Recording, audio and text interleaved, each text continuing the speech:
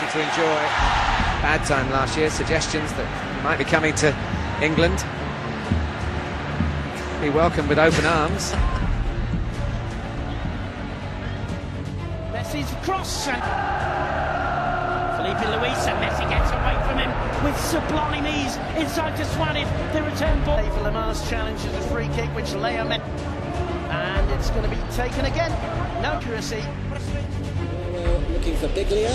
He'll get it at the second attempt. Messi's offside. He's offside. Isso mesmo, o Messi não perdoa nem os goleiros. E na Copa América de 2016, ele fez isso daí com o goleiro da Bolívia. Flag goes up. Messi probably instinctively knew that he was offside. It's delightful. Oh, still they can't stop him. Like players would like to have a swipe at him. There's no contact made on the ball by heavy contact. Could quite easily been given as a penalty. Well, that was, wasn't it? Yeah. I guess it deserved that goal scorer. And here he is again. Here he is again. That's astonishing. It's absolutely world class. Em 2015, Messi fez isso daí com o zagueiraço do Bayern de Munique chamado Boateng. Incrível, né?